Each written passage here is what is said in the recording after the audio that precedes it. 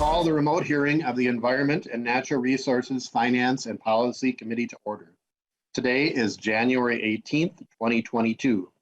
This meeting is held in accordance with Rule 10.01, which was passed and allows for remote hearings. All remote hearings are recorded and live streamed by House Public Information. I have a couple of announcements. One is we have a lot of testimony for today's hearing on a variety of subjects, and it is all posted. A lot of it is posted together for ease of reading. So if you are looking for your testimony, it is on there, and I would encourage the public to look at that. Secondly, I want to introduce a new CLA, and that is Scotland Cracker, and Scotland will be joining us, and his first official ask, I'm asking you don't make it too difficult for him. His first official task will be taking the attendance by roll. Scotland. Good morning. Chair Hansen is present. Vice Chair Wozlowick, Amy. Wozlowick, present. Lead Heinzman, Josh. Present. Acomb, Patty. Acomb, present. Ackland, Susan. Ackland, present. Backer, Jeff. Backer, Jeff. Becker, Finn, Jamie. Becker, Finn, Jamie. Eklund, Rob. Eklund, present. Fisher, Peter. Fisher, Peter. Green, Steve. Present. Igo, Spencer. Igo, Spencer. Jordan, Sydney. Jordan, present. Keeler, Heather. Keeler, present. Lee, Fu. Lee, present. Lippert, Todd. Lippert, present. Lewick, Dale. Lewick, Dale. Morrison, Kelly. Morrison, present. Nelson, Nathan. Nelson, present. Tice, Tama. Tice, present. All right. Backer, Jeff. Yeah, Backer, present. Becker, Finn, Jamie. Igo, Spencer. Lewick, Dale. Ego's in a meeting. He'll be here shortly. All right. Thank you. And a quorum is present. Representative Fisher got called into a meeting at his work, so if he could be considered excused. And I think that is it. Good job, Scotland. Members, our first presentation today is on the Metropolitan Landfill Contingency Account Trust, or MLCAT. We had some activity on this in 2021, but we wanted to follow up in 2022 with this. With the surplus, there's a great opportunity to pay past debts, and we have Representative Ruth Richardson, who is the author of the MLCAT bill, here to give some brief remarks, and then folks from the Pollution Control Agency and from Dakota County. Representative Richardson, welcome to the committee. Thank you, Mr. Chair, and thank you for prioritizing this hearing today on refunding the Metropolitan Landfill Contingency Action Trust. Last session, we made an incremental step forward by securing an appropriation for $100,000 annually to begin the repayment process. And I want to thank you, Mr. Chair, for your leadership and many people who are on this call today that have been champions, including Commissioner Slavic and the Minnesota Intercounty Association.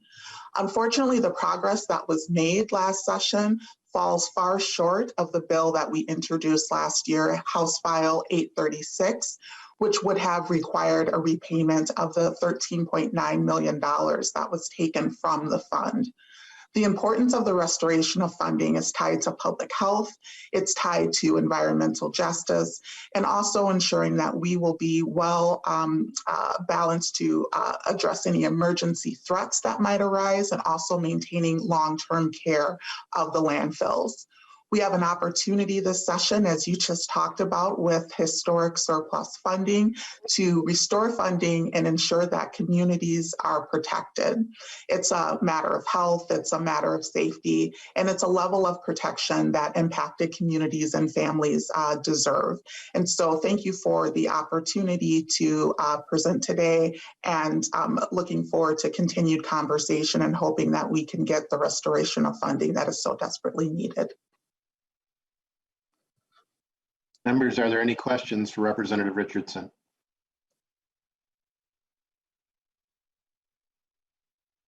Thank you.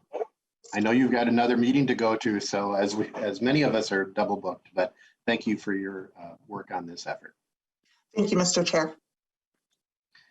Next up, we have Hans Nave with the Minnesota Pollution Control Agency. Oh, I'm off in my schedule. Jamie Wallerstedt, Minnesota Pollution Control Agency.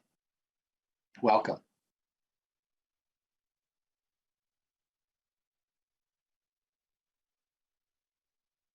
Good morning. Can you all hear me okay? I can, yeah. Maybe turn it up a little bit, just a little more volume. Okay, let me try this. And we do have our slides up, so I think we're ready to go. Good morning, Chair and members of the committee.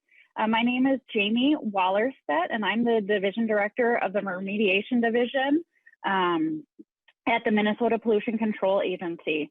I also have with me Hans Navy, the manager of the Closed Landfill Program and Technical Services section at Remediation, where these landfills are managed out of. So we appreciate the opportunity to come talk about these landfills today. Next slide. So we're here to talk about the Metropolitan Landfill Contingency Action Trust, also called MILCAT. We refer them as MILCAT. It was established in 1984 with the goal to cover long-term care at certain metropolitan closed landfills that accepted mixed municipal solid waste. In 1994, a majority of the landfills that were eligible, MILCAT eligible landfills, were moved into the closed landfill program. But there are 7 landfills, and I'll go through those on the next slide, that are still eligible for MILCAT because they are not eligible for the closed landfill program. And the funds are to provide emergency funding and long-term care for the remaining eligible landfills in the metro area. So this slide shows that the MILCAT eligible landfills are 7 remaining landfills. 4 of them are closed. They were construction and demolition landfills that accepted a small amount of mixed municipal solid waste. Bijan is located in Plymouth and Hennepin County. Herbst and Sons is located in New Brighton and Ramsey County. Rosemount is located in Dakota County, and then Van Ness Heights located in Ramsey County. There's 1 unpermitted dump, the Pig's Eye dump, located in St. Paul, and then 2 open landfills, which are Burnsville and Pine Bend, both located in Dakota County. The open landfills, once they are closed, they would be eligible for emergency actions during the 30-year closure or post-closure period. And if the landfill owner does not take required action. So next slide. The fund is sourced by 2 different sources of funds.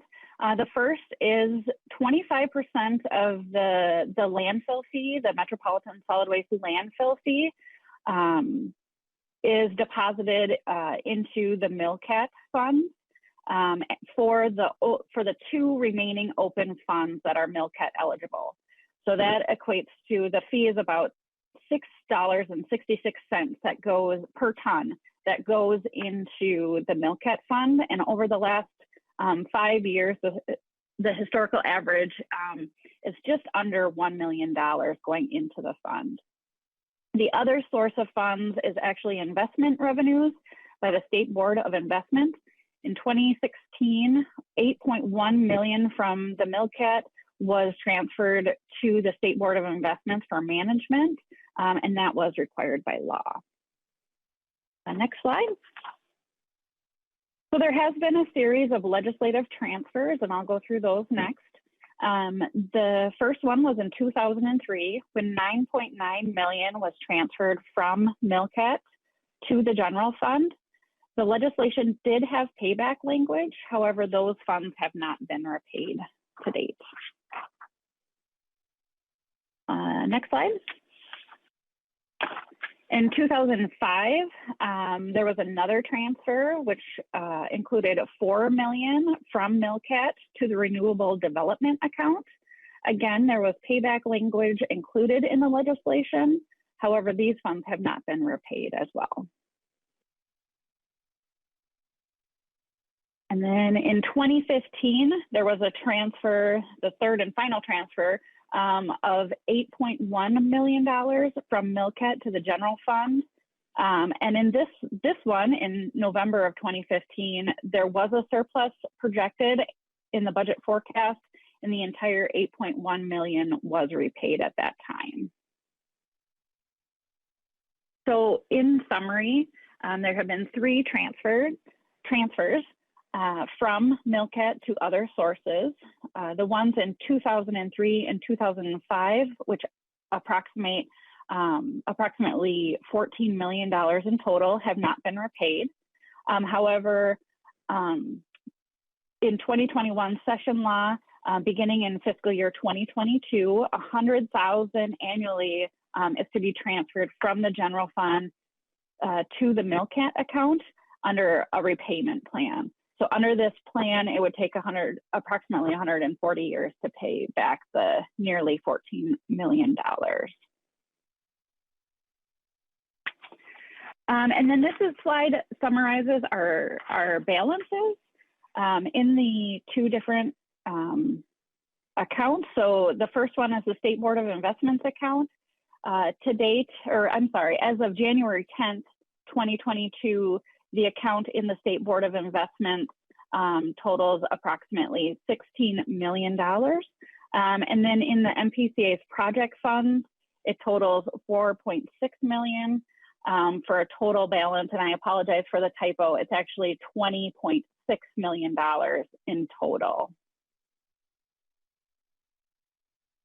All right, so then I wanted to go through the 4 closed sites at this point in time, and then the closed dump pig's eye will be a next topic later on in the agenda. But for the four closed demolition landfills, the first one is Bijan Dump and Demolition Landfill in Plymouth. The MPCA has completed a soil investigation. There also was mitigation done on the on-site building by the owner. Work in progress. We currently need to complete a groundwater investigation as PFAS and 1,4-dioxane were detected at this landfill. We have looked for nearby drinking water wells.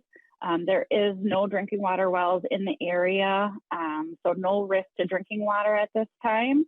And then we also are going to be completing a vapor intrusion investigation surrounding the landfill, and pending those results, further mitigation may be necessary, and then we will be continuing to monitor the groundwater out here as well. Next slide. The next one is Hertz & Sons Demolition Landfill in New Brighton.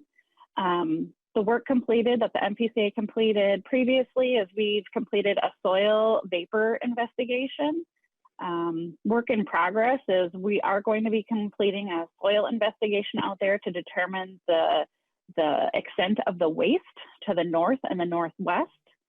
Groundwater and a groundwater investigation is necessary out here. We have detected PFAS in the groundwater. There are no drinking water wells in the area, so there's no risk to drinking water at this time. But we do need to understand how far the contamination has gone. So we will be installing monitoring wells as part of our next steps, and then continued monitoring. Rosemount Demolition Landfill is our next one. We have completed a soil investigation out there, so the limits of the waste is known. We've also installed monitoring wells. We have started a vapor investigation at this landfill. We do need to be doing more. As you can see, there are townhomes to the west of the landfill, as you can see on the photo there. To date, no townhomes have needed vapor mitigation systems. However, we still do need to pursue access at a couple of the townhomes. Again, PFAS and 1,4-dioxane have been detected in the groundwater. But again, everybody is hooked up to municipal water out here. There's no wells in the area. So drinking water is not at risk at this time. Vapor mitigation may be necessary. However, like I said previously, no buildings needed to be mitigated previously, and we will need to be doing continued monitoring out here. And then the last one is Vadnais Heights Demolition Landfill. This one, we have completed our soil investigation, so the extent of the waste is known. We've also installed monitoring wells. The work in progress for this year is that we will be doing a soil vapor investigation. We have started that. No off-site buildings have needed mitigation at this time, but we do still need to gain access to a couple of properties and finish that work. And then we do also need to complete some groundwater monitoring. PFAS has also been detected at this well in the groundwater. We have found a couple of wells, none are used for drinking water. And actually more than half of them have already been abandoned.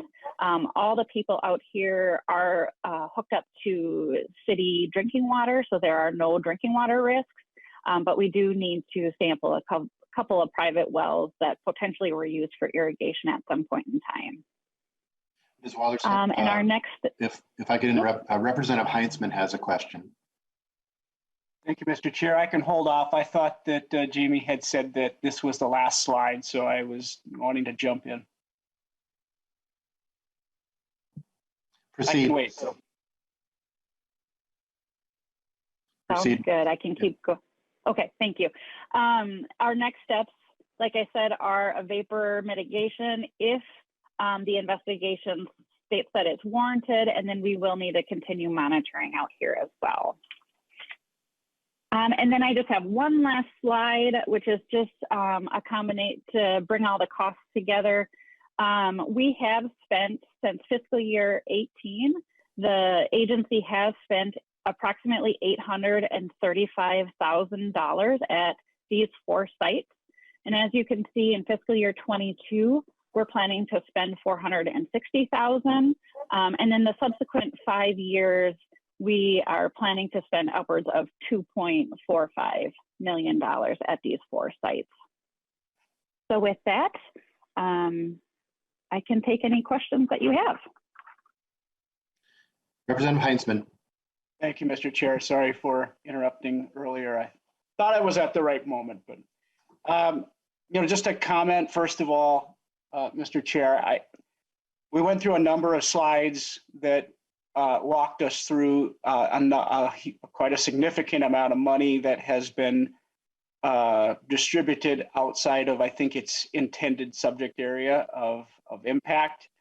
And that was helpful, but I am wondering, I guess maybe suggesting more than anything else, if we pay back the landfill funds, I would think that we should use money from wherever the money went in the past, right? So If it was dumped into general fund, I'm suggesting that it should come back out of general fund back into the account. And I know that that wasn't necessarily covered in the presentation, but just wanted to maybe get some feedback from you, Mr. Chair, or anybody else that might have comments. I think that RDA was there, and then there was some other stuff as well. But a question that might not be possible to answer at the moment, Ms. Wallerstedt, would be, and it would be nice to get a breakdown on some of the solid waste tax revenues and how much goes to counties in SCORE grants and how much goes to MPCA. It'd be good to know exactly how MPCA uses the money internally.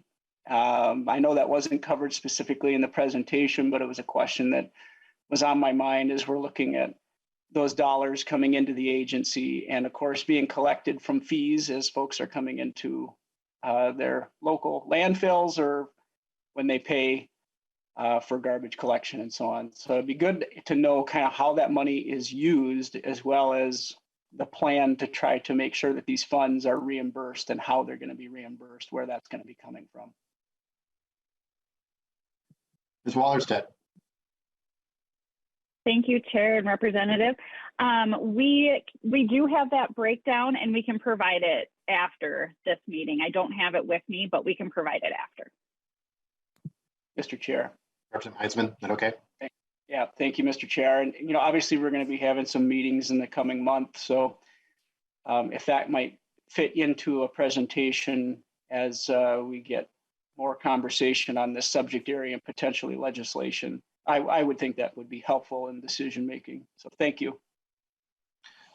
I was thinking maybe you wanted to increase the dedication of the solid waste revenues towards their intended purpose. Maybe that's what you were looking I think for. that we're heading in the right direction with that sort of thought. Yes, Mr. Chair.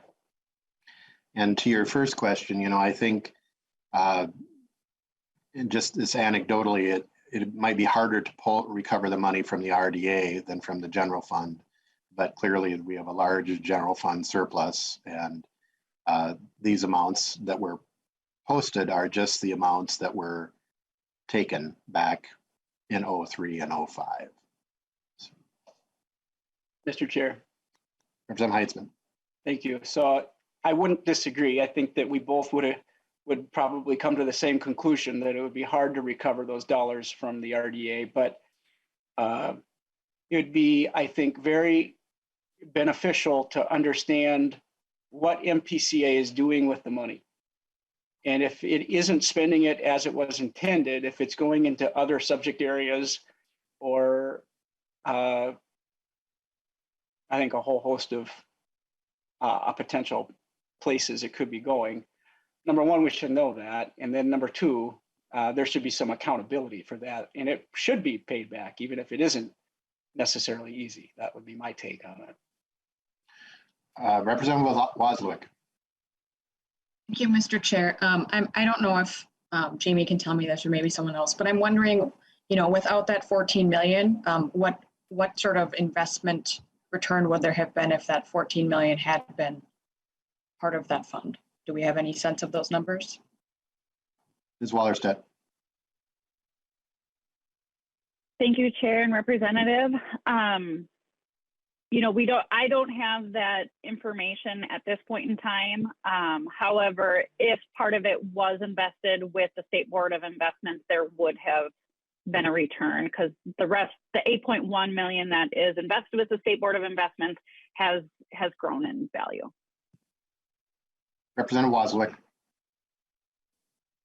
Thank you, Mr. Chair. If we could get that number at some point, I know we don't have it right now, but if we could maybe get an estimate of what that amount would be, I think that would be helpful for the committee to understand what we're, not just the amount that got transferred and moved around, but the amount that we missed out on that could have been invested. Thank you. And Ms. Wallerstedt, is it safe to say then, just that last couple of slides, that there are separate from the Pig's Eye dump, but just the existing closed landfills, your costs are increasing with monitoring, particularly if we have to look at vapor intrusion and PFAS movement. Is that a correct statement?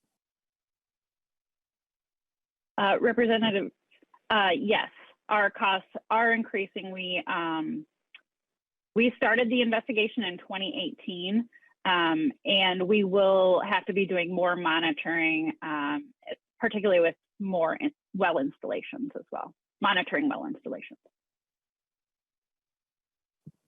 And is it the Rosemont site that has the closest homes to it? Representative, I would have to check to see the distance, but Van Ness Heights also has residential homes to the north of the landfill. So I would say those two landfills have the closest homes. Members, any other questions for Ms. Wallerstedt? Okay, thank you. Next, we'll go to Hans Nave. Oh, actually, Hans's presentation was mine, so I think it's the next agenda item with Dave Benke. Actually, I think we have Mike Slavic with Dakota County Board is going to provide testimony. Thank you. And then I'll just go to Committee Administrator, Mr. Strohmeyer, to point out the testimony that we've received in writing. But let's go with Mr. Slavic. Thank you very much, Mr. Chair. My name is Mike Slavic. I am on the Dakota County Board, as well as today representing, I'm on the Board of Directors for the Association of Minnesota Counties. This is also a priority for the Association of Minnesota Counties. To begin, I just want to start by thanking the work that was done last year and in the continuing of $100,000, because at least it is a start, and that is greatly appreciated getting through this point in here. As was stated with the MPCA, there are 7 eligible landfills that are included in MILCAT. 5 of them are closed. The 2 that are remaining that are generating revenue towards MILCAT are the 2 in Dakota County. That is the Burnsville and the Pine Bend landfill. Those have quite large footprints, and we are concerned as a county, but also as a state, that the existing and the estimated balance that will likely be needed to support the necessary post-closure actions of the remaining 3, Pig's Eye, Burnsville, and Pine Bend, are insufficient and will not be able to address the cost, particularly with the almost $14 million that has been removed from this fund.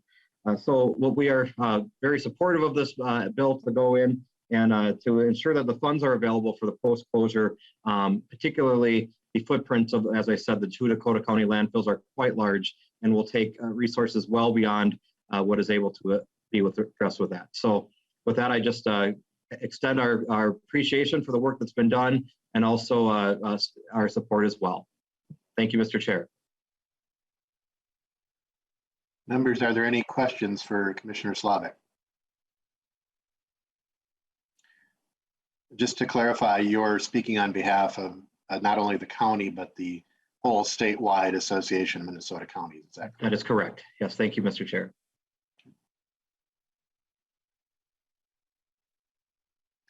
Members, any questions? Thank you. Thank you. Next up, we are going to be still in Dakota County, and it's an overview and update on the Burnsville Sanitary Landfill. Dave Benke, Minnesota. Mr. Chair, sorry to interrupt. Yep. Mr. Chair, I had a question. I'm not sure if this would be for Ms. Wallerstedt or someone else at some point in the conversation, because it's more a broader question about MLCAT, but do we have a projection for when that money, maybe someone covered this, do we have a projection for when that money would run out, given the costs of what it costs to maintain the closed landfills, plus what we know are the landfills that will be closing in the future? Do we have any projections on that? I'm just wondering if we could get someone either to address that now or later. I just didn't want to miss the opportunity to address that. Well, we're on MLCAT. Ms. Wallerstedt or Commissioner Slavic, when does the money run out at the current rate of spending?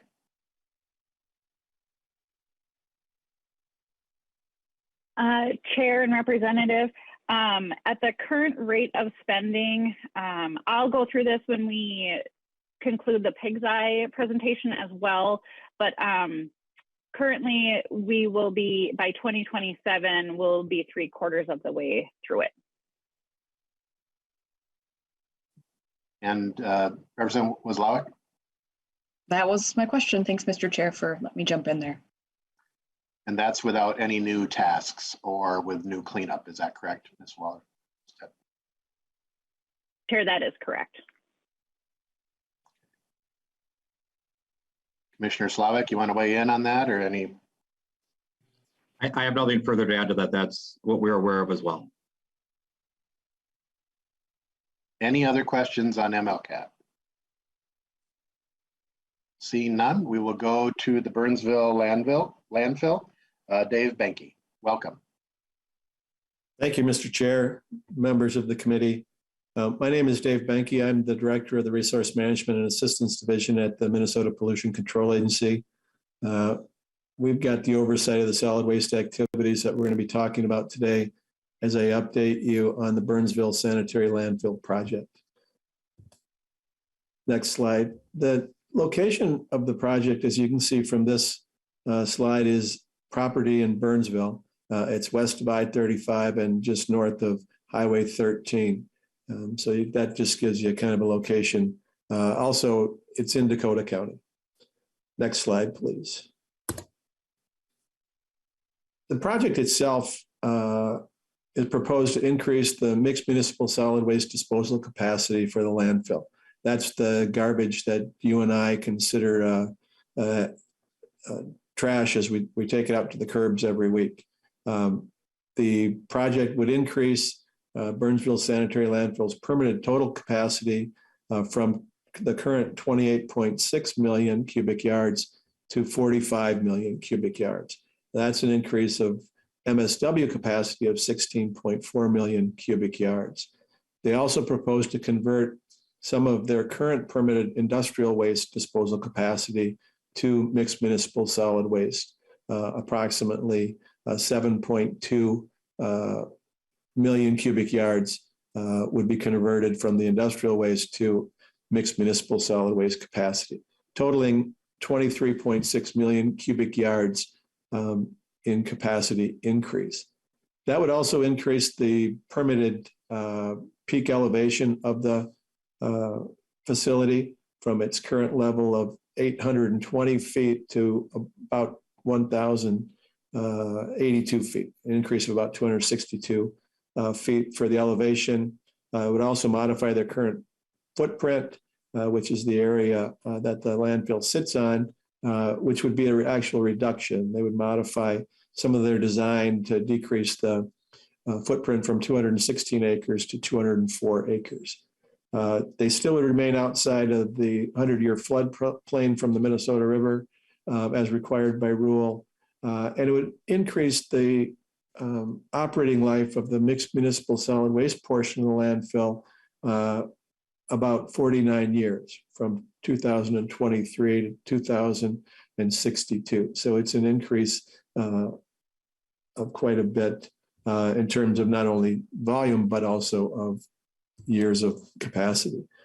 The next slide talks about the processes that we are going through on the facility. And I'd like to kind of run through these and give you an update on where we're at with each one of these.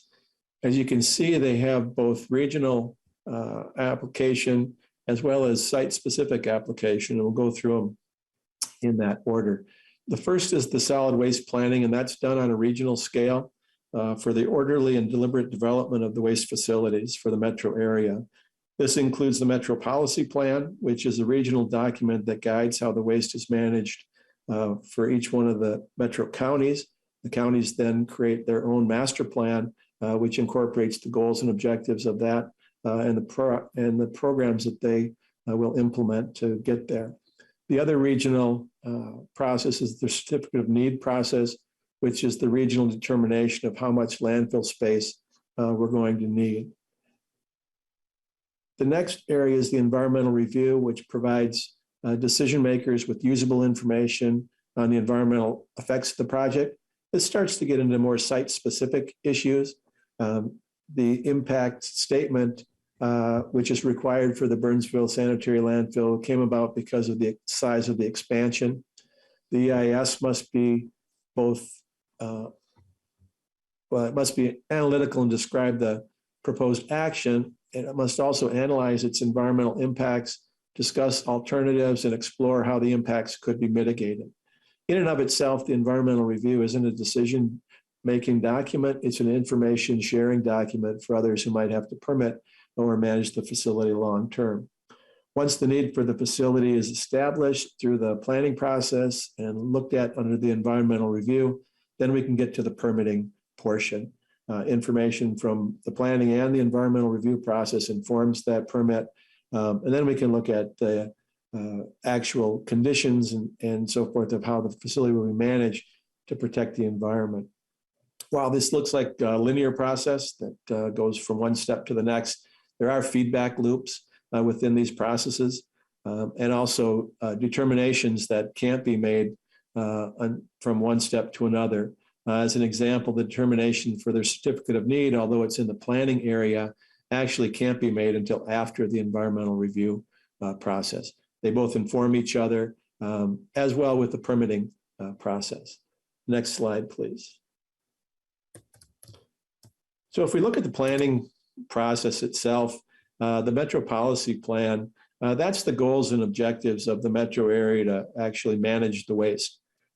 From solid waste management, recycling, composting, household hazardous waste management, all the things that the counties in the metro area and the businesses and the landfills and everything do with the waste in the area.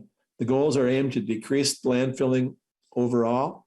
And that's the hierarchy that I'll talk a little bit more later on, but we really want to make sure that we utilize other management tools before we get to landfilling. The Metro Policy Plan is currently the one that we approved in 2017. We have a new one targeted for initial release for comment this coming summer. The certificate of need process, on the other hand, is really about how much landfill space is needed.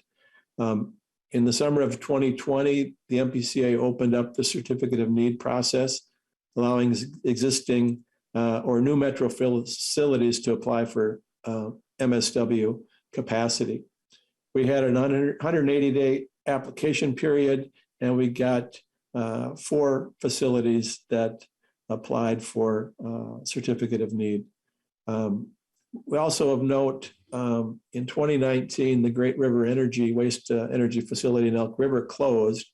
And that was one of the conditions that we needed to make sure that all the processing facilities were full before we issued certificate of need. With that closure, all of the facilities were full and we could go ahead and issue that. The respondents to the application for certificate of need included 4 landfills in the metro area. The next slide shows their locations. And that is the Demcon facility in Shakopee, the Burnsville Sanitary landfill, which we're talking about today. We've got the Pine Bend Sanitary landfill in Inver Grove Heights, as well as the SKB landfill in Inver Grove Heights. Both SKB and Demcon would be new mixed municipal solid waste facilities. They do not currently accept that. They accept demolition and industrial waste and would need to go through both the environmental review and permitting processes as well as before receiving that certificate of need. And if there's environmental review needed, they need to complete that as well. Pine Bend, on the other hand, has completed their environmental review. We've issued their certificate of need, and they're incorporating that into their permit. Next slide. So for Burnsville, we're right in the middle of the environment, well, at the tail end of the environmental review process. We needed to do environmental review, actually an environmental impact statement for this facility based on the capacity that they were applying for and how much more than their current. We have done environmental impact statements previous at this facility. They were completed in 1981, in 91, and 2005. And so what we conducted here was called a supplemental environmental impact statement that builds on those previous environmental impact statements. We scoped what needed to be updated and provided that scoping document and then created the environmental impact statement from that. So it really supplements what was done in the past. Again, the approval of the environmental review really isn't an approval of the project itself. It just ensures that information can be shared with others who are going to be permitting or manage that facility long term. We have wrapped up the initial stage of the environmental review, where we posted a public notice on the supplemental environmental impact statement, have addressed the comments in that, and now we're finalizing comments on the adequacy of the supplemental environmental impact statement, which will be the last step that will also be noticed in the Environmental Quality Board monitor. So that will be our next and final steps. Next slide talks a little bit about, if you go back one to the permitting slide, or you've got that there. The permitting slide addresses where we're at with the facility now. Our permit application for this facility was deemed complete in November of 21. Currently, staff are performing the technical adequacy review of the facility permit application. They're looking at the design, the operations, the environmental monitoring, and the contingency actions. They're also looking at the long-term needs of the facility, but also we're looking at a permit timeline that is a 10-year permit issuance based on a lesser amount or limited time for certificate of need. So even though this facility is proposed to, have capacity for 49 years, we're also looking at it in a shorter time frame in terms of permit issuance and certificate of need. And the reason for that is really on the next slide. We know that you can't manage waste without having impacts. And so, there's three things that I see you can do with waste. You can prevent it, you can manage it, or you can clean it up. And by driving waste up the Minnesota waste management hierarchy, we recover resources and we reduce the need for disposal or landfilling of the waste. So focusing on efforts that are at the top of the hierarchy, have the biggest environmental benefits, and the planning and efforts that the counties, the solid waste industry and others do to manage that waste other than disposal really help move that along. Mr. Benke, Representative Jordan has a question. Representative Jordan. Thank you, Mr. Chair. And I'm glad we're stopped on this slide, actually. So, Mr. Menke, can you talk a little bit about how plastics have and goods that could be recycled? What big a problem? I see that we're focusing on the top hierarchy, but can you talk a little bit about plastics and other things that we know could be recycled? I understand that we've seen a reduction in China's willingness to take our recycled goods and repurpose them. Can you talk about how changes in the recycling landscape have impacted the need to expand landfilling and how ideally we could avoid putting things in landfills that could be recycled or composted? Mr. Benke. Mr. Chair and members, that's a great question. And, one of the things that we benefited from was having local markets for materials in Minnesota. Most of the East Coast and the West Coast relied on Asian markets for their recycling, but we have in the state manufacturers of post-consumer materials from recycled product. So we have plastics manufacturers, paper, metal, the whole end of things. And that's been really important in us moving things up that hierarchy. Over half the waste that we generate in the state does get recycled, but we do have goals that are higher than that. And so we need to concentrate on the organics fraction, materials that can be recycled. So we've started to look at our waste with a materials management perspective from a sustainable standpoint. What are the biggest environmental impacts from the various materials? And what results would we have if we recover those? If recovery doesn't have the biggest benefits, targeting those materials for prevention or not generated in the first place is another area that we're looking at. So I think we've been benefited greatly by having those markets, but we're continue to advocate for market development within the state to manage the various materials, including plastics. Plastics are prevalent throughout our waste stream, and looking at the different pieces of and products that are made out of plastic, we want to then target those potentially if they can be recovered and then recycled. We want to make sure that that'll happen. But if you think about digging through a pile of garbage, it gets harder and harder as things get mixed. Mechanical separation of the materials happens at our materials recovery facilities, but it requires a big effort to do that. Materials that could come directly from industrial sources or that end could help. But once it gets mixed, it gets harder and harder. So prevention is probably a big key to reducing some of that. Reusables are all a way to do that. So the next slide really, I think, addresses some of that too. What can we do? Obviously, we've got the reduce, reuse, recycle in our minds, reducing where we can, recovering materials for recycling that can help us reach those goals in the metropolitan area. But really taking a harder look at the materials themselves and what environmental impacts they have along the way, from the extraction to the manufacturing to the use, and seeing where those could be eliminated. So that's what I have for you on the Burnsville landfill. Any other questions? I'd be glad to take those. Representative Jordan. Thank you, Mr. Chair, and thank you, Mr. Benke, for that. That's very helpful. I'm also curious, the solutions seem to be very focused on consumers and making that personal choice to make sure that you are recycling and sorting your materials. But we know that our consumers in Minnesota actually do a very good job of that.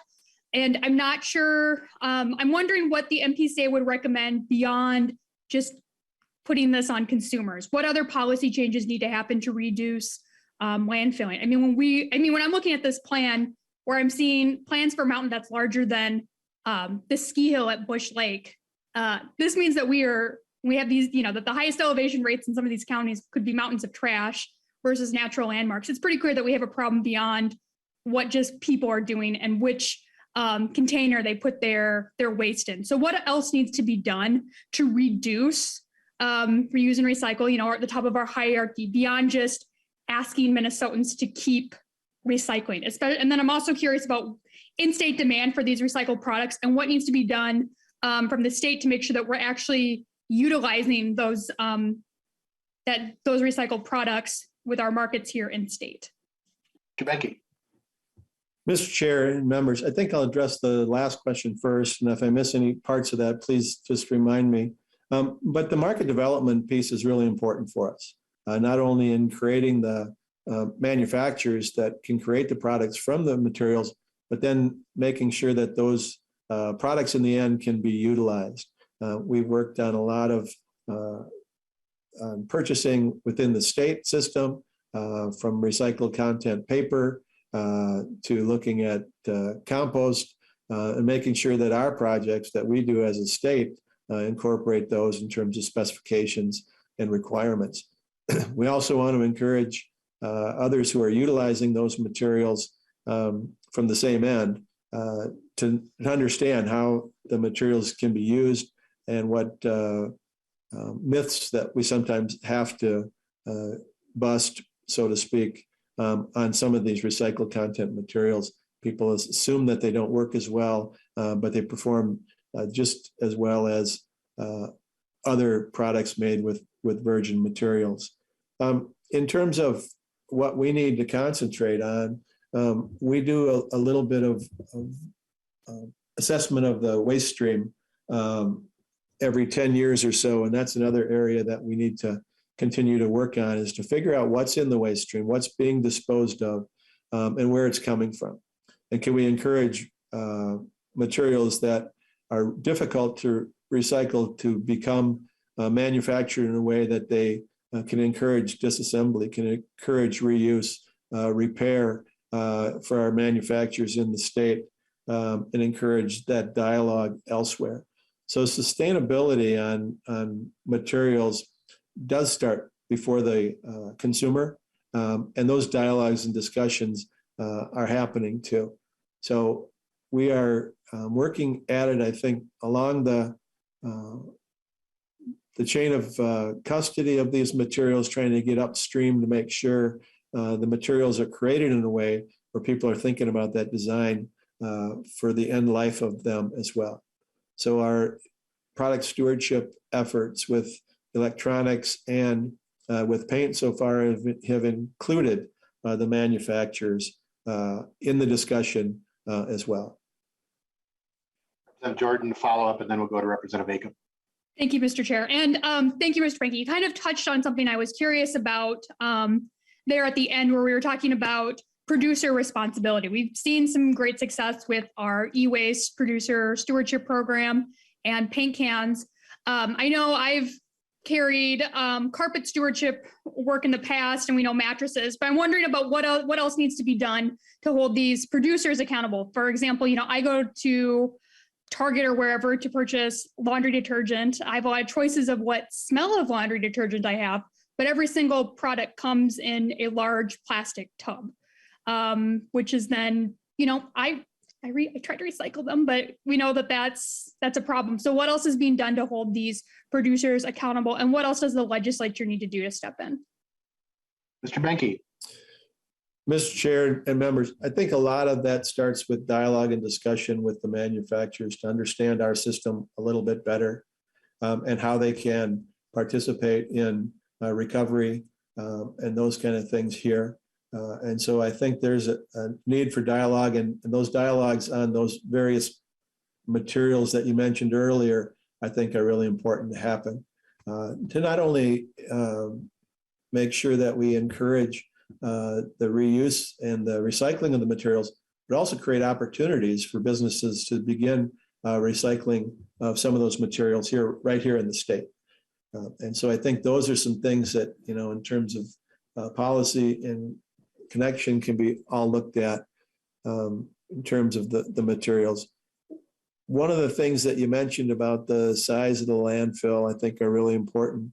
Having land disposal in the state that people can actually see and understand what's going on really provides a good incentive to look for alternatives, because it isn't being sent away. It isn't somewhere that we don't see or come in contact. It's visible, and it will be visible, but we've got to continue to make progress if we want to reduce that. We only, I say only, but because it's a huge amount still, but only a third or less of the waste that we generate ends up in landfills. So we're managing 2/3 of it in other ways, and that's a positive. But we still have a ways to go in terms of management of the materials. Representative Acom, and then Representative Wozniak.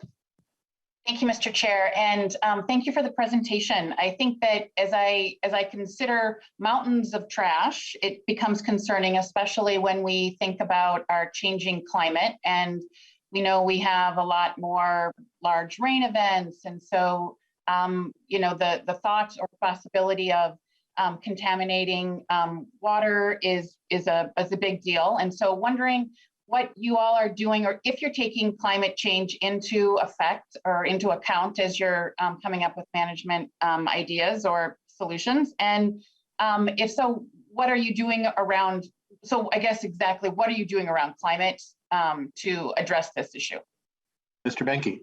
Mr. Chair and members of the committee, the area of climate impact and environmental impact from the management of the materials is really important for the agency. We've taken a look at things through a little bit different lens that I mentioned earlier, and that's through sustainable materials management. Taking a look at the materials, not just on a disposal end or can it be recycled, but what are the impacts of that material from an environmental standpoint, from a climate standpoint, and what are the highest materials that we should be going after. We've looked at food waste and food recovery before it becomes waste. And those are some of the higher ends of things that really can help from a greenhouse gas, but from an environmental impact standpoint. So targeting food recovery does a couple things. It helps from an environmental standpoint, but then it also helps from this food insecurity standpoint that we know a lot of people in the state face as well. So that's one area. I'd be happy to share more sustainable material management concepts with you if you'd like, Mr. Chair. Representative Acom. Can I just follow up real quick? And I appreciate the focus on sustainable materials. And I just wondering, what about those? So what about the larger rain events and the impacts on the waste streams, especially when you talk about when we have to envision mountains of waste? What's being done to address that? So I appreciate trying to divert things or use things that are more sustainable. Once it's there, what are you doing to try and prevent contamination? Mr. Benke. From a disposal and management, and I think that's where the permitting and rules come into play. Looking at not only the current data that exists, but looking forward in terms of what are the predictions for rain events and so forth. Land disposal facilities, are out there in the elements, so making sure that they can get the proper management of the water that might come in contact on top of the waste through the leachate collection, through the diversion of the stormwater, the management of that, so that there aren't impacts from that standpoint. So the permitting of the facilities takes into that account. But the real way to get at that, I think, is to try and reduce the amount of waste that we need to landfill through the reduction and the recovery aspects of the waste hierarchy. Representative Acom, follow up. Representative Wozniak. Thank you, Mr. Chair. Mr. Benke, you mentioned the analysis of the waste stream that's done every 10 years or so. And in Ms. Wallersted's presentation earlier, she mentioned a couple of specific chemicals that kept showing up at these landfill sites, PFAS and 1,4-dioxane in particular. Is that part of this waste stream analysis? Is there do you look at the chemicals you're finding as well and think about where those are coming from and the sources of those, or is it more like the actual physical objects that are showing up in landfills? Mr. Benke. Mr. Chair, members of the committee, we do look at the waste stream for the contents of it and look at potential pollutants that might be within various products. But we also look at the management at the facilities, the leachate that I mentioned, or the water that comes through the waste before it is managed. We look at the contaminants that may be in there and look for management techniques that we can use to look at that part of the leachate and manage that. We also monitor the sites, the groundwater within the area for contamination, so we don't have a leak or some other contamination that's going in to the groundwater from these facilities. So the permitting, the techniques are there from that end of it. But we also need to, once we find that or those materials in the leachate, to think about going upstream and finding out what products are contributing to that problem with the leachate or that are ending up in the landfill. And are there alternatives that we can use or recovery techniques that we can use to get those materials out of the landfill or out of the disposal stream so they don't have those problems on it. We will be looking at the issues that you raised in terms of chemical testing potentially with this landfill for an increased number of things to look at that we're learning about, including PFAS and other things. Representative Wozniak. Thanks, Mr. Chair. That was a great answer, so I will stop there. Thanks. Representative Lippert. Thank you, Mr. Chair, Mr. Benke. So as we are seeking to address climate change, one thing that I'm very concerned about is methane emissions. And we need to be thinking about methane emissions at landfills. and capturing those emissions. So I'm curious, what opportunities you see if you're taking methane, the capturing of methane emissions into account, just how you're thinking about that issue and really trying to capture those methane emissions. Mr. Benke. Mr. Chair and members, the methane emissions from landfills are very important to manage properly. In the case of the projects that we're looking at, to have volumes enough to look at recovering methane for energy recovery and for other purposes, we make sure that the collection system is there to then utilize the methane as a gas resource rather than collecting and flaring or other destruction options. So with this facility, they are looking at managing that methane to recover it so that they can run it through engines and create electricity as well. So that's the other aspect of the emissions that I failed to talk about, and that's the air stuff. You've got methane emissions that are going to be during the operating life, but then long after the facility too, that need to be considered for management as we look at that. So the permit conditions around that look towards that recovery aspect first, and where it's doable, have them implement recovery options to generate electricity from the methane. Representative Lippert. Thank you, Mr. Chair, and thank you, Mr. Benke. I'm very, very encouraged to hear that methane capture is and use for energy is something that's being integrated in this project. That's extremely important going forward. I don't see any other questions. I have two kind of difficult questions, Mr. Benke. One is, the pyramids have been around a long time, but we're now producing a large amount of garbage, and it seems that all landfills will eventually leak sooner or later. What man builds, time and nature affect at some point. And so how do we deal with that eventuality of the leaking of a landfill?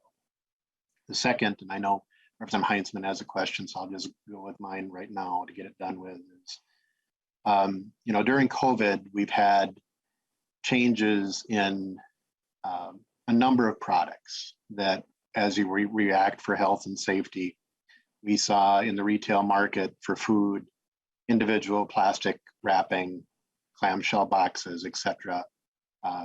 If we went into a gas station to get a coffee, you couldn't bring your refillable cup in. So then every coffee cup was disposed of. And then masks are appearing on the ground. And I'm assuming those are going into solid waste. But do we need to be doing something as those dramatic changes when we're dealing with a crisis? Kind of the last thing we think about is disposal, but we have to deal with disposal. And when we go to a park, often there is a collection site for dog waste. Do we need to have collection sites for masks to ensure they don't appear out in the open, or how do we deal with these changes in the new normal of packaging that came for health and safety that may be either increasing or affecting the waste stream? I know that's a huge question as well. Mr. Chair, in terms of the collection of the waste, I think it's always important to have the options available to collect that waste. And the idea of creating some specific for masks and other things is something that we probably need to consider. But the most important piece is to create the system that can actually get the materials disposed of in a orderly, deliberate way, but also in a safe way.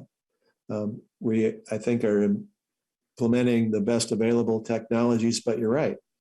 The future will show how well those technologies work. And the best thing for us to do is to move waste up that hierarchy and recover it in ways that don't require the disposal end. So even though we've been looking at a project that has a lifespan of potentially 50 years, in discussions with Rotary clubs, cities, others, it's all been about, well, we're going to do better with our recycling or move things further up that hierarchy. And that's where I think we need to make the emphasis, create the opportunities to manage the waste that give us not only better environmental benefits, but better economic benefits for the use of the waste as well. I think the long-term look at disposal, I think we need to try and take a look at how we can change things. But also in looking at that packaging, looking at the use of the products, making sure that we're looking at it from that sustainable materials management end. If you properly wrap a food and preserve it so that it can be consumed and it doesn't get wasted, does that packaging then have a role in waste prevention of the food itself? And so doing the analysis to consider that, I think, becomes real important, and then making sure that we've got the management methods in place to properly handle those materials, I think is really key too. Representative Heinzman. Thank you, Mr. Chair. And I had not planned on talking, so I apologize for coming in late. And I think Mr. Binky's just comment a second ago about trying to find the right processes to manage this problem is where I'm headed with my point. And you can probably see where I'm going to go with this. We've had lots of conversations about MPCA's role in working to solve the PFAS problem. But quite honestly, it's incredibly frustrating as a legislator watching this process, because in some cases, MPCA has actually contributed to killing recycling programs around the state.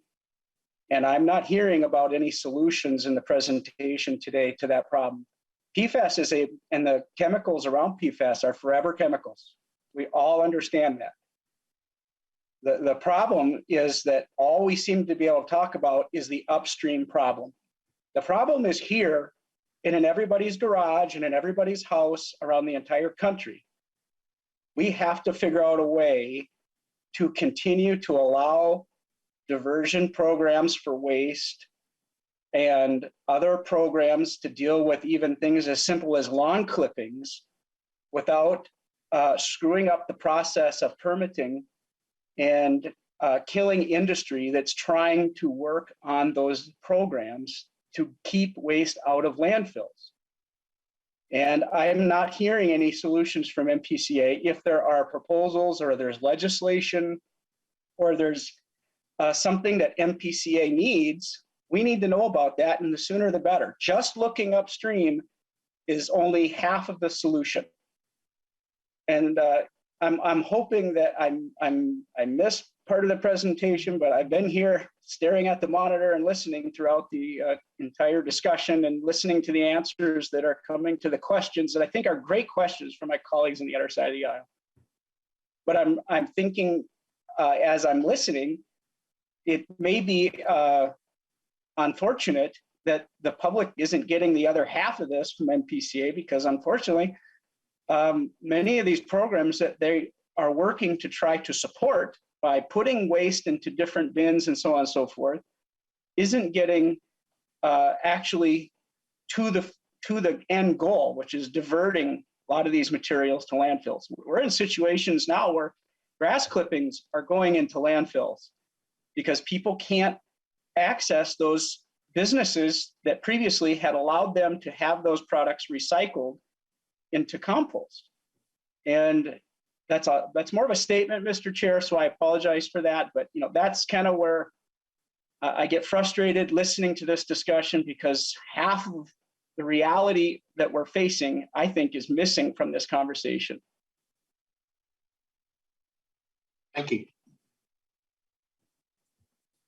Mr. Chair and members, I do think that if we want to have a further discussion about PFAS, I think it would be good to bring in folks who've been involved in our blueprint and have further discussions on that. I apologize for not including that in this presentation.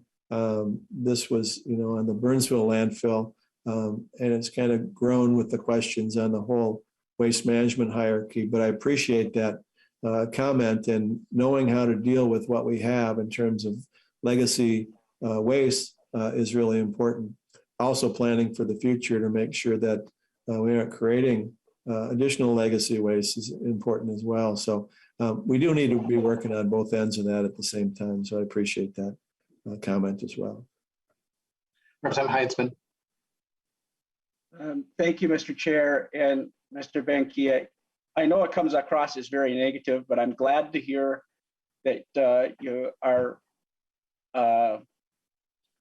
you understand the problem the same way I do. I think probably you know it better than I do. That's your area of expertise. But the frustration is building, and at some point, it has to be handled. And it is such a serious issue. It's going to continue to paralyze industry that is passionate about solving this problem of landfills and the amount of material going into landfills. But if we regulate ourselves into a further problem, is that really a solution? And I think we all know that that isn't the solution. It's got to be both the upstream and the downstream together. And I'm not hearing solutions. And quite honestly, when I look at the blueprint, I don't see the downstream solutions as much as I see the focus on regulatory solutions upstream. Like I said, it's forever chemicals. They are there. So there's got to be both. But thank you, Mr. Chair, for the indulgence. Let me speak to that. It's obviously something we're all passionate about. Representative Heitzman, we've got a lot of work to do in the next few weeks. And, I think the unique thing about this session is there may be some opportunity to help resolve some of these with some additional dollars, both at the federal and the state level. I know that that may not be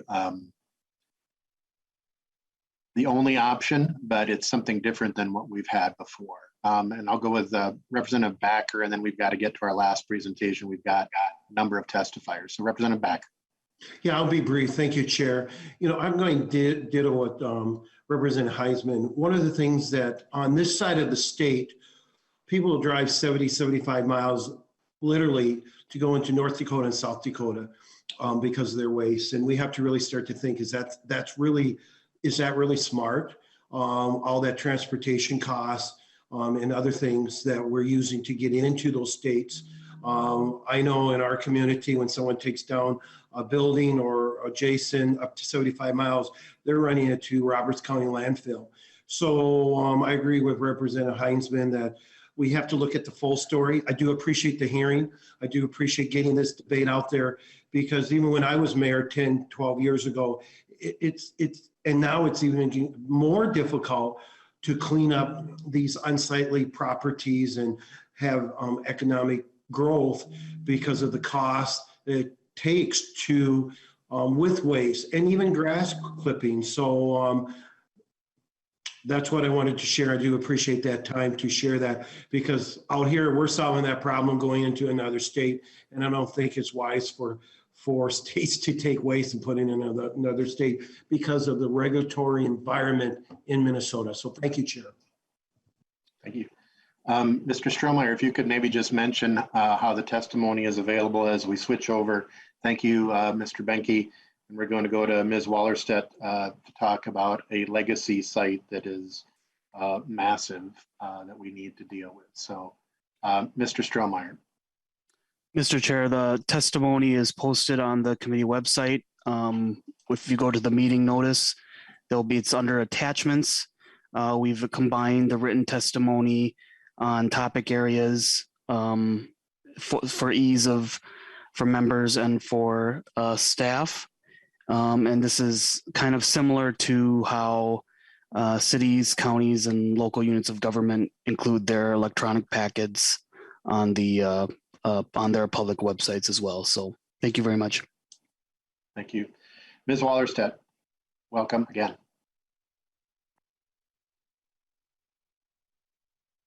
Thank you, Chair. Again, my name is Jamie Wallerstedt, Division Director at the Minnesota Pollution Control Agency, and I also have Hans Navy, present, who is the manager for this site. So what we're talking about here is one site eligible for MILCAT funds, and that's the Pig's Eye Landfill. Next slide.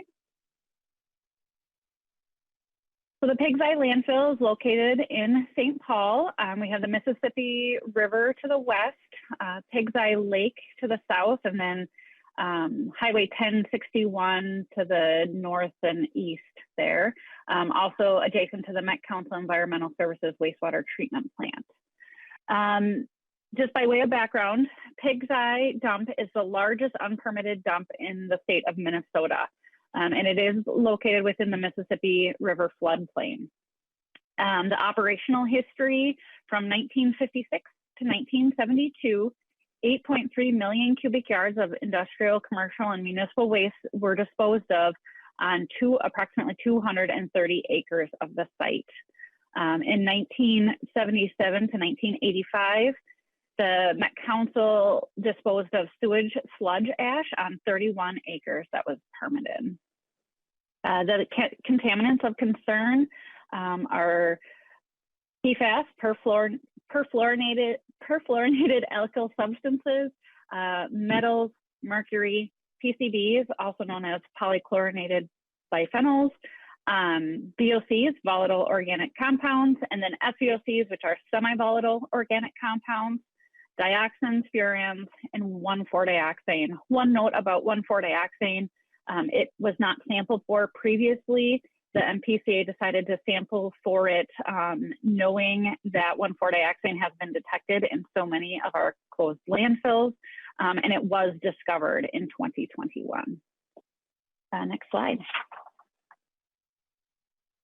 So this is an illustration that we wanted to put up here to depict how the contaminants moving within the waste are transported to the sediments in Pig's Eye Lake. The waste is near the water. The waste is, it's labeled there on the screen, but what it does is when there is rain infiltrates through that waste, that rainwater will infiltrate through the waste and can carry contaminants to the stream that's flowing through that, which is Battle Creek. It also can take the contaminants directly out into the sediment within Pig's Eye Lake as well. And then the circles on the bottom there are showing how contaminants can move through a biological system and contaminate worms and bugs, then in turn can carry that contamination to frogs and fish, and then from the fish to humans. Next slide. So some of the work that we have done at the PCA at Pig's Eye Dump. So from 2000 to 2005, we did initial cleanup work. We removed hazardous waste drums from the site. That picture is from that removal at the top of the slide. We also cleaned up lead contaminated surface soil, and we installed a soil cap on the waste footprint to help minimize infiltration through there. We installed a select fill barrier where the waste and the water interface along Battle Creek is located. And what that is doing is, as that water is moving through the waste and picking up contaminants, it moves through that barrier of select fill. And what that select fill does then removes the contamination before it gets to Battle Creek. And then from 2006 to present, we've been monitoring the soil, groundwater, surface water, sediment, and landfill gas. And we've also been monitoring that remedy that was in place in 2005. But as you can see, the next couple of slides, our next steps are a remedy evaluation. So if you can go to the next slide. So as I talked about, that previous approach to mitigate PFAS to Battle Creek was installing the permeable reactive barrier, also called a PRB, where the contaminated water can move through. And it's that select fill that absorbs the contaminants before it gets to the creek. And one thing about the select fill is it must be designed and then also monitored to capture that specific contaminant plume. And then it needs to be monitored for the years to come because those select fills are like a filter and they can clog up eventually. So we've been monitoring that. Next slide. So this is some of the more recent work we've been doing. We need to, like I said, continue to monitor that select fill that's in that reactive barrier. We've also been studying whether to implement another permeable reactive barrier. So from 2018 to 2020, we've been studying different select fill formulations on their effectiveness to remove different contaminants that are present at Pig's Eye. And in 2021, we designed an investigation to fill some data gaps that we have. And so we went out and did some of that sampling, and that's when we first sampled and detected 1,4-dioxane. Our plan for 2022 to 2024, because 1,4-dioxane is present, we do need to fill additional data gaps as to how widespread that is. We need to better understand the water level changes during flooding events. We're looking at the water interactions, and we're also looking at upgradient impacts because, as you know, Battle Creek is flowing through the site, and there are upgradient impacts that were found as well. So we need to update the site models to support the best approach and remedy for the long-term effectiveness. And then beginning in 2025, we'll have to design and implement a selected remedy and move into long-term monitoring as well. And then this is a summary slide of the costs from all 4 of the closed demolition landfills that I talked about earlier, in addition to the Pig's Eye dump. So as you can see, in fiscal year 2022, we are looking at spending approximately $200,000 to help fill some of those data gaps and do more investigation. And then from 2023 to 2027, we're looking at spending approximately $11 million to implement an additional permeable reactive barrier. However, we are studying the short-term and the long-term remedies at this site, so that number is subject to change depending on those studies that we're completing. And so the total cost that we're planning to spend out of the MILCAT fund is $660,000 this fiscal year, and then 13.5 in the subsequent 13.5 million in the subsequent 5 years. So with that, I will take any questions, Chair.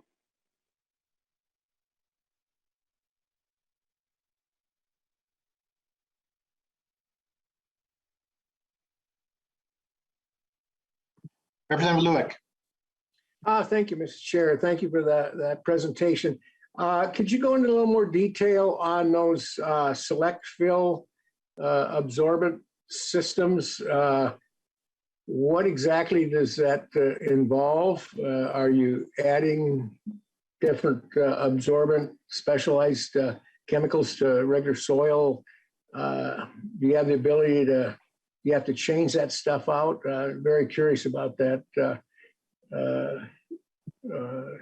And are you working with private industry on the latest absorbent materials that may exist out there? Thank you. Ms. Wallerstedt.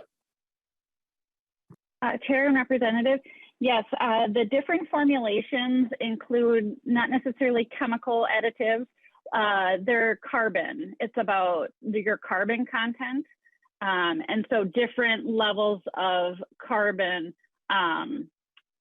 we've tested those in the past and we'll continue to test those as different levels of carbon can adsorb different chemicals. And to answer the second question, private industry, we are working with a consultant to help us with that study and studying publicly available products.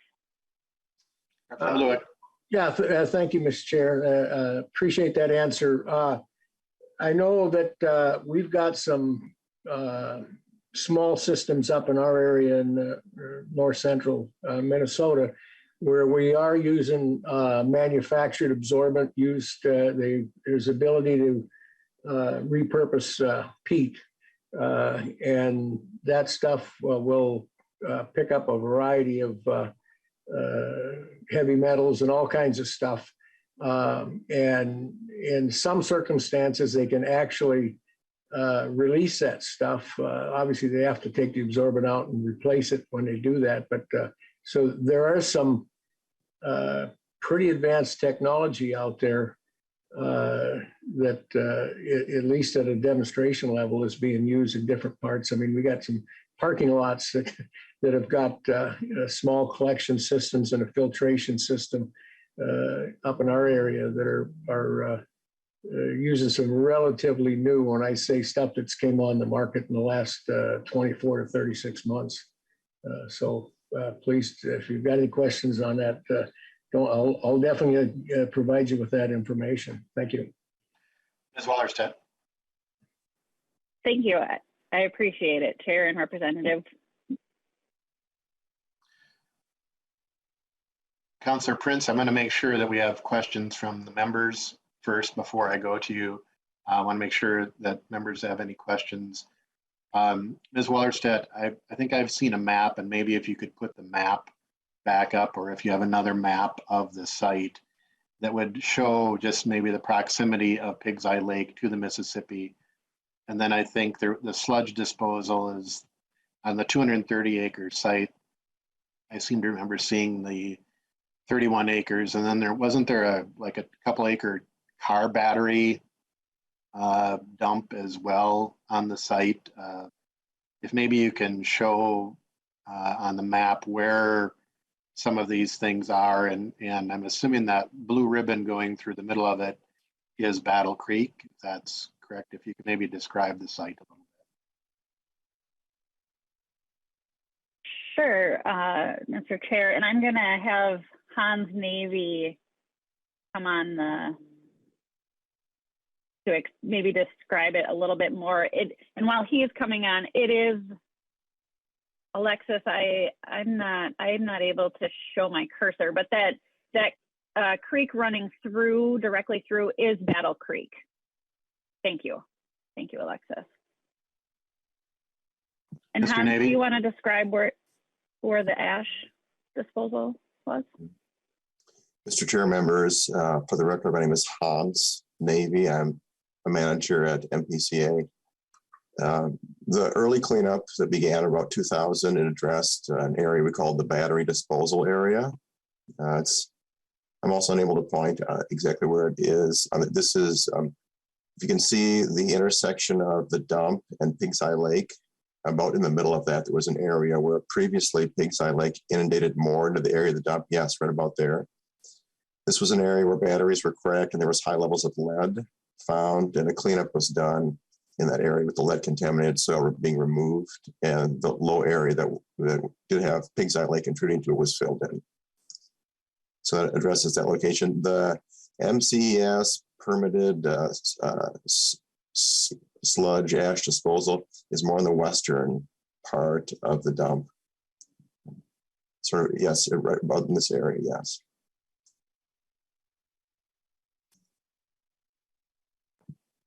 And Mr. Navy, but for the road and maybe human activity, the traditional floodplain would go over the dump if there was flooding? Yes, this is a very unfortunately situated large body of waste that is frequently flooded by the Mississippi River flooding. So it's not a thing that will happen, it's a thing that we frequently see. This area is flooded. Members, any questions?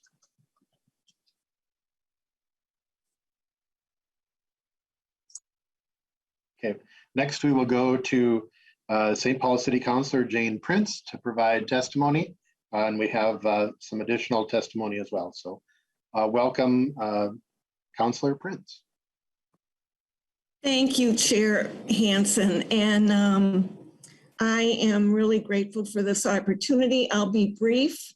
I want to call your attention to the resolution unanimously passed by the St. Paul City Council and signed by the mayor, seeking your support for this timely opportunity to allocate cleanup funds to the Pig's Eye Superfund site.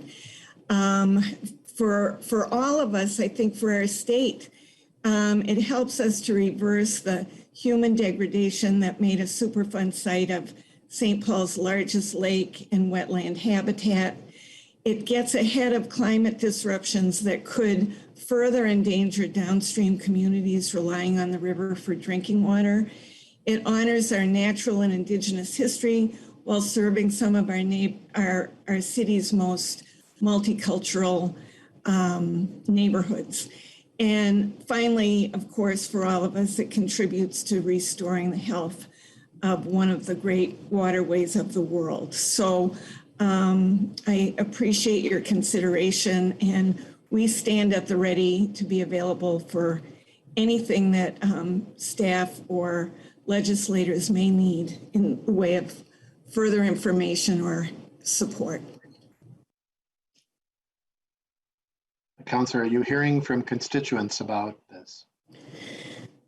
Very much so. When we put the resolution on the agenda last week, we have heard from hundreds of people in organizations that are very excited about this opportunity. It has been, frankly, just dangerous and really ugly what has happened to our wetland and lake down there. And I think people see this as a really significant cleanup for the region. I also heard from Congresswoman McCollum's office that she is also reaching out to the National Park Service, the EPA, and the Corps of Engineers to assist us.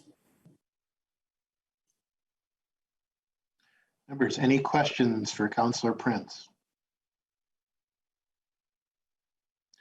Councilor, I think we're getting a bill drafted to look at establishing maybe a short-term commission of 4 years to bring all the interests together, because there's the city responsibility, the various local governments, the counties, the federal agencies. And so we're getting that drafted, and I'd like to get that to you and the St. Paul delegation, if possible, as soon as we get that done.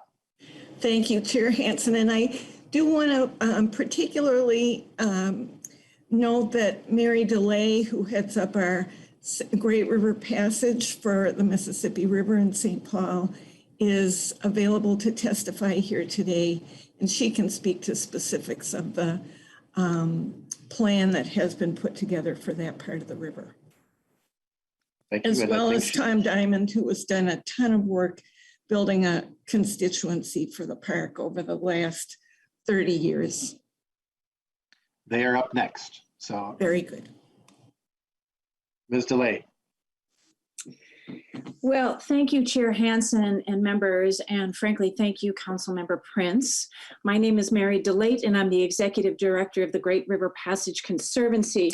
Our purview is the 17 miles of the Mississippi River that flows through St. Paul. And our vision really is to build St. Paul as the river capital, because as most of you know, St. Paul has more river's edge, and publicly owned land than any city the entire length of the Mississippi River. And of course, Minnesota is the headwaters state with more river than any other state the entire length of the Mississippi River. Our goal really is to bring the river from the edge back to the center of public life, and we're doing that through 3 capital projects, one of which is called the East Side River District, which is the Pig's Eye area. As you know from Councilmember Prince and the others speaking, This is 1,000 acres of extremely dynamic, complicated, and a sensitive landscape. It's not just a flooding riparian landscape. We have industry down there, we have infrastructure, we have regional parks, we have Dakota's significant and sacred sites. 40% of all migrating birds coming up the Mississippi go through there, and as well as having these two Superfund sites. We have been leading on a project, again, the Eastside River District, for which I provided a 6-page document for background for all of you. Our goal really is to reveal, heal, connect, and protect this 1,000 acres. How do we reveal the very complicated story of this area? How do we heal a compromised landscape, which of course for today's discussion is terribly important?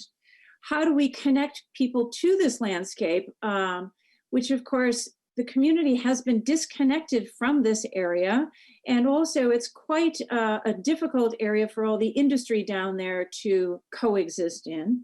And then last but not least, how do we protect this area, not only from a Dakota Significant and Site perspective, but also from an environmental perspective.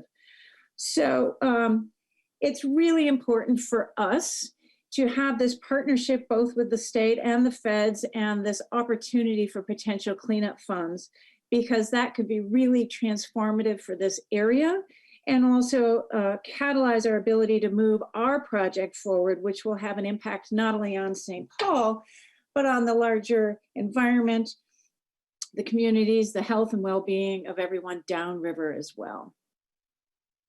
So thank you for this opportunity, and I'm happy to answer any questions about what we're doing. Any questions? Thank you. Tom Diamond. Thank you, Chair. Just to follow up on what Jane and Mary spoke about, this is a national park. And so people are aware, this is a huge natural resource with amazing characteristics. Unfortunately, a large amounts of toxic material and other waste was dumped directly into the water. It's in the water table in the wetlands, and it's still there today. Exploratory work that has been done along the creek that was shown to you, just in that, they pulled out hundreds of 55-gallon drums full of every kind of toxic chemical or waste that you can imagine. You can walk through the park today and I can show you 55-gallon drums sticking up out of the ground, rusting away today. The vast majority of the area hasn't even been opened up to see what's in there. What we're talking about is actual cleanup of the site and restoration of the natural resources to protect humans and the wildlife that live there.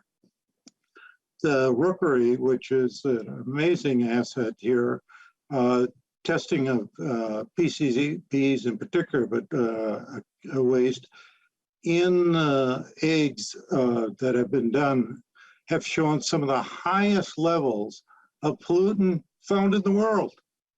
Now, you can't necessarily tie the decline in the rookery that we've seen to that, but we know that a healthy environment with healthy habitat for not only the bird population, but the other wildlife here is better for humans and better for wildlife and a better asset for our community.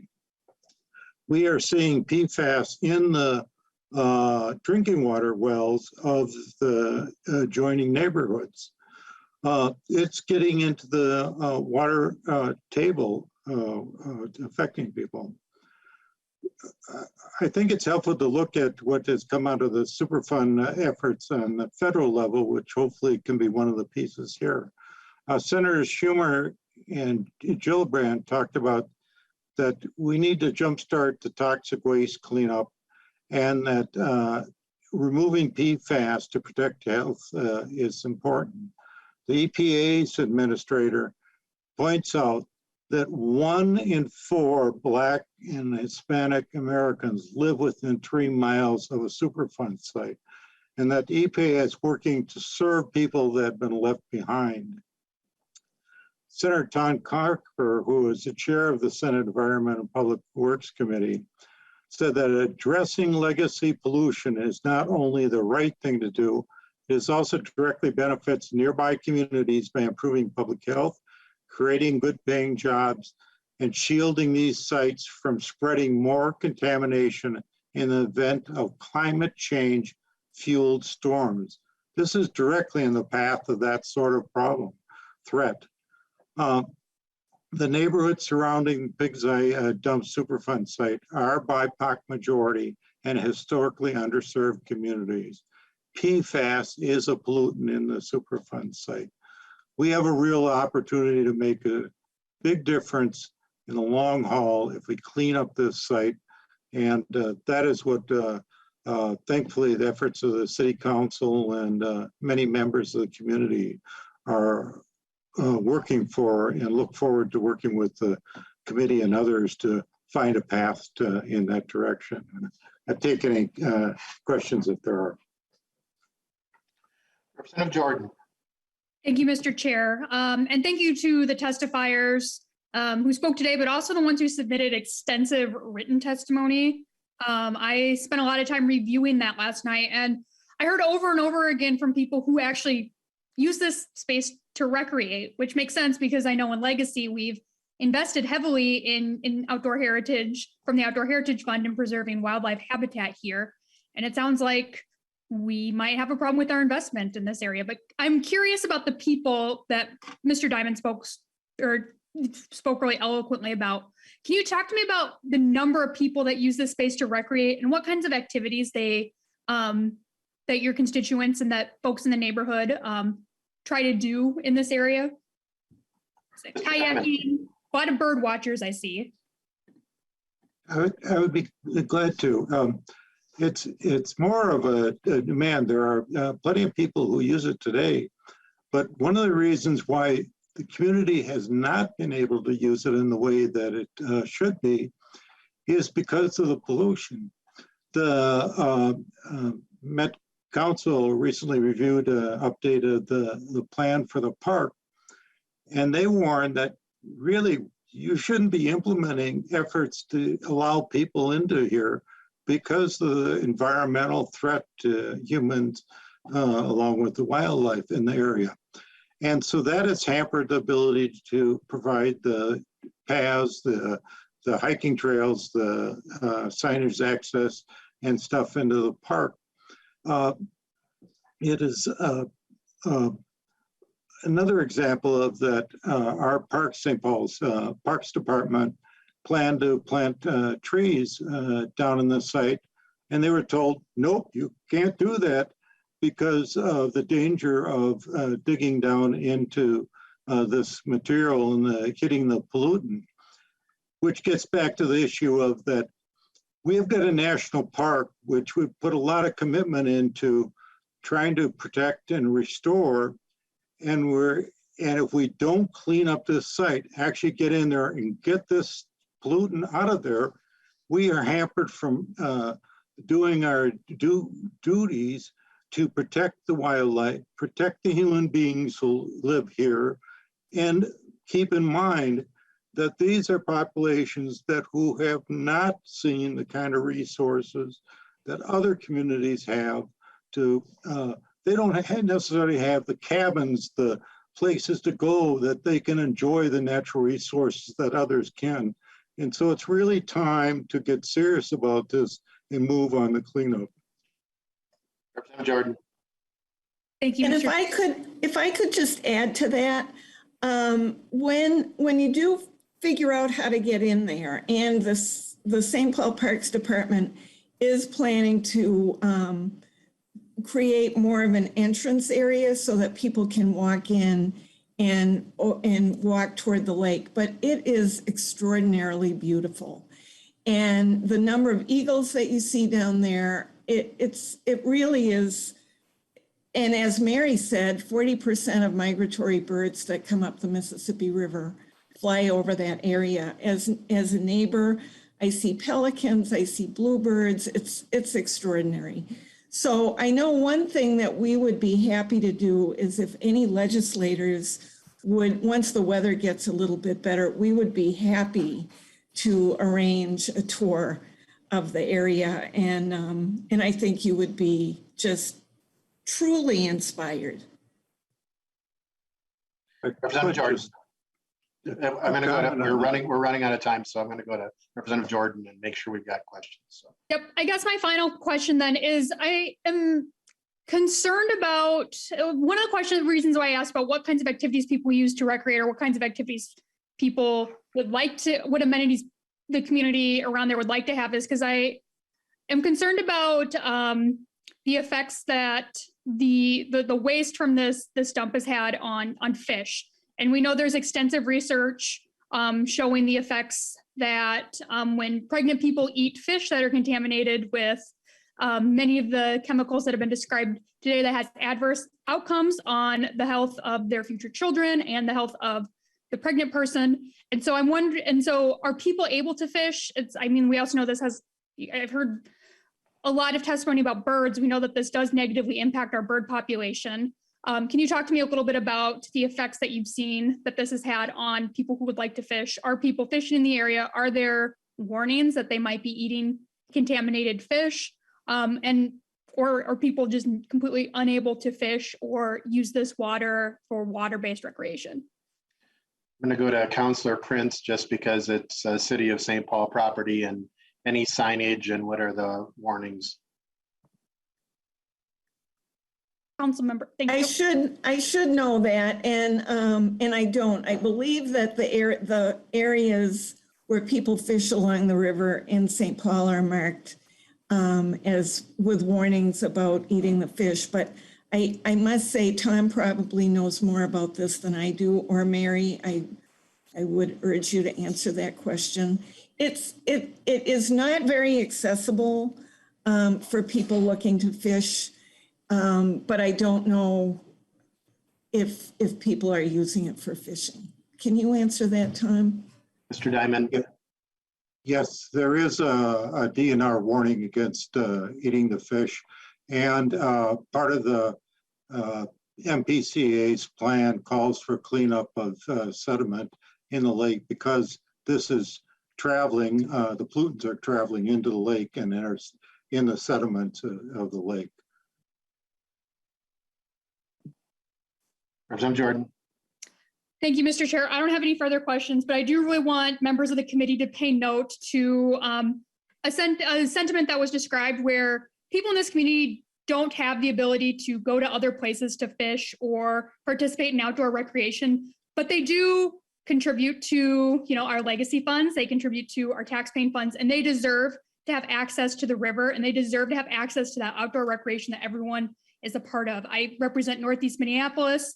And we don't have this exact problem, but we are reliant on the river for outdoor recreation, and to have communities deprived of that when they when the Mississippi River goes right through them and they do have this access to lakes is unacceptable. And, I don't represent this area, but I strongly support efforts to clean this area up and provide that riverfront access for communities. I'm going to go back to Ms. Wallerstedt or Mr. Nave, and when the sewage sludge was burned, did that concentrate toxics or heavy metals in that ash? And has there been any monitoring of that ash disposal on the site?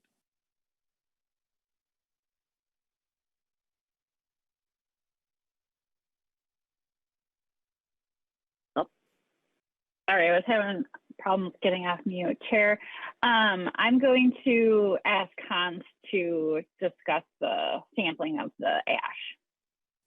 Mr. Navy. Coming on. Yes, thank you. With the sewage sludge ash, one of the things we're concerned about is metals and also now PFAS. So these are both part of the monitoring program we have at the Pigside dump. I would need to look more closely at the file, be more specific about exactly which wells are adjacent, how many wells, and the frequency of sampling, but it is part of the monitoring program, and it is contamination that we're concerned about.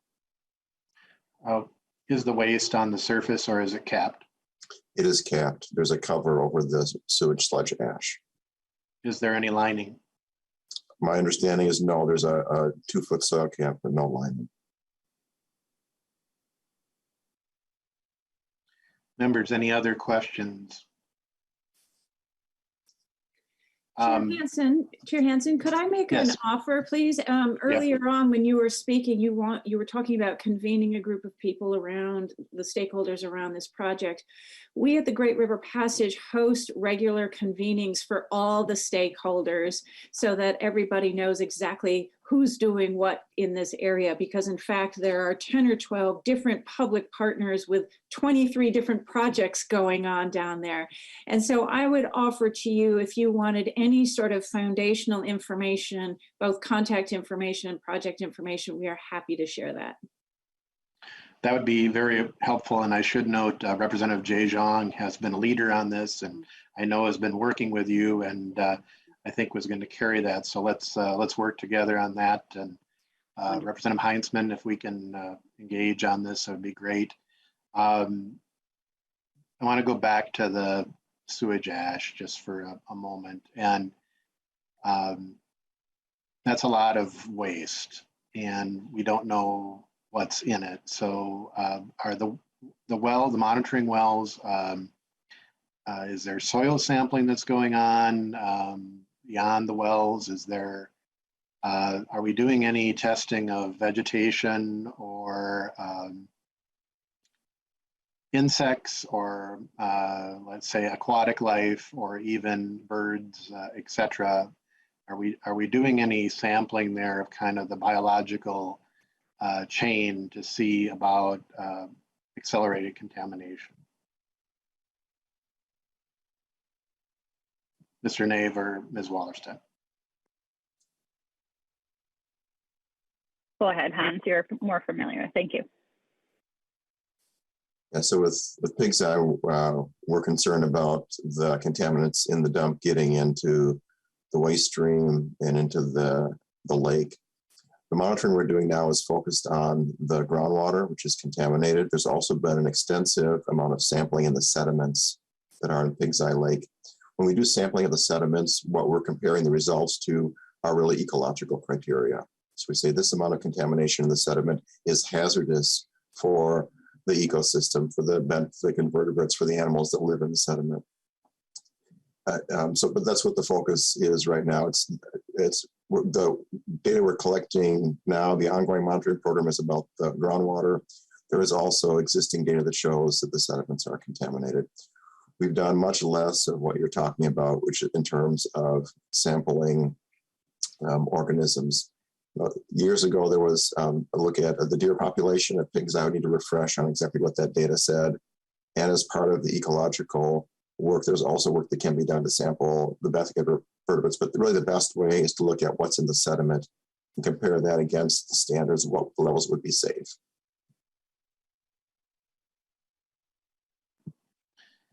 There's millions of people down the Mississippi River downstream from this site, all the way to the, now granted, some of these heavy metals can be somewhat stable, but you know, this legacy can have a long lasting legacy and a long reaching legacy. I think members, just to tie all this together, the MLCAT fund was set up in the 80s to kind of deal with waste, and the waste legacy problem is larger than we thought. Even if it had not been rated, it's unlikely that it would be able to cover on its own some of these large legacy sites. But with that raid, and not only missed out on the investment income, but the dollars to be available to fund not only Pig's Eye Dump, but also other sites throughout the metro area where residents paid fees to go into that for this purpose and have for quite some time. We have precedent in Minnesota and in this country with the Great Lakes Initiative on cleaning up legacy sites. And it's been a 10 to 12-year effort where the state has put in money to match federal money to clean up old sites. Similar efforts are being proposed for the Mississippi River. I think the question for the PCA, and that we would continue to look at as we move through this session, is with federal dollars that are coming in. This is not a traditional Superfund site. It's an old dump. And how do we try to attract federal dollars for health and safety and cleanup, brownfield cleanup on this site, and what exactly state dollars are needed to match that to make that happen? We have met with Congresswoman McCollum's office. I think there's opportunity in the federal budget process to try to get dollars here, and we would want to maximize this because literally millions of people live downstream from this site. It is in a national park. It's been ignored for a very long time, and we need to deal with it. So we have to adjourn. I want to make sure I give Representative Heinzman the opportunity before we close if he has any questions or comments. Thank you, Mr. Chair. I think I covered most of my concerns earlier, so appreciate the opportunity for a closing comment. Thank you, members, and thank you to the testifiers and to those watching at home. I'd encourage you to look at the testimony, particularly the last testifier in writing, prior MPCA employee who worked on the site. With that, we are adjourned. We will see you during the regular session.